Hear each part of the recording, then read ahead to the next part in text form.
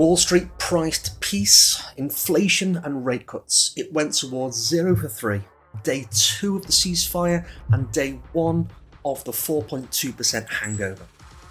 The market spent the week betting on 3 things: a ceasefire that holds, an inflation print that cools, and a wash rate cut.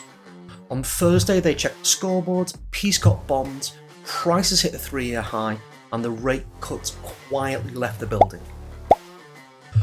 Oil prices mid-airstrike again. Brent ran into nearly $94 and a WTI to $91 on fresh US strikes. Then dipped the second Washington called the bombing complete. Crude has now rallied on war, sold on optimism twice this quarter. The Strait of Hormuz has better mood swings than traders watching it. The 4.2% wash was higher to never see. May CPI clocked 4.2%, the hottest in 3 years, with gasoline up to 40.5% on the year. Kevin Walsh took the job on the theory that AI would make everything cheaper. His first FOMC is next week. Inflation hearing this hit a 3-year high out of spite. The rate cut left no forwarding address. 2026 was supposed to bring 2 rate cuts. It now prices 0, with a loud minority betting on a hike instead. Nothing says soft landing quite like traders quietly pricing in the runway getting longer. Oracle asked for $20 billion and got a 10% haircut. $20 billion is what Oracle asked for to fund its AI build.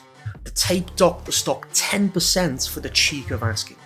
The same crowd that rotated out of crypto and into AI stocks is learning AI has invoices too, and will figure out the returns later has a shelf life that expired after the close.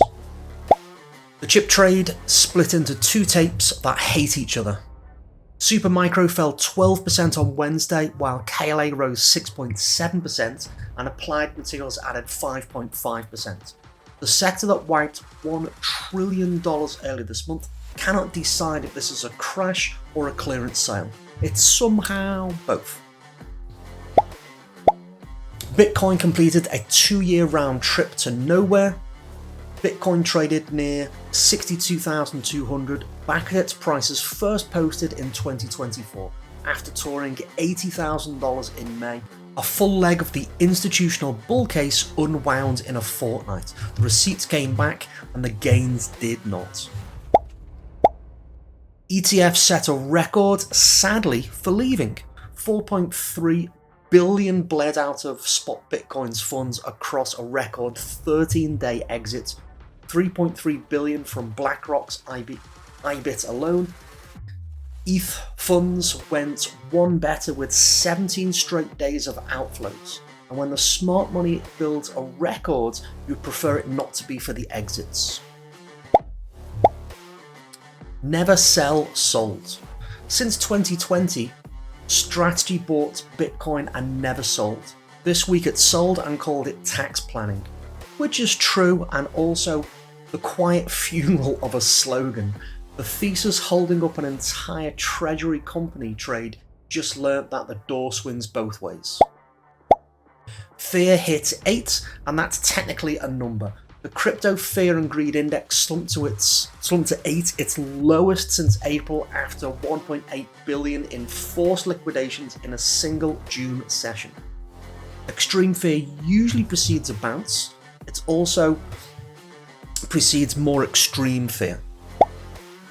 SpaceX wants to IPO into this. In 48 hours, the tape has eaten a war, a 4.2% inflation print, and 10% Oracle haircut. SpaceX prices its long-awaited listing Friday regardless. Bold of a rocket company to pick this particular launch window. 3 bets, 3 losses, and fear gauge at 8. The market wanted peace, low prices, cheap money, and it got war. A 3-year inflation high, and maybe a hike instead.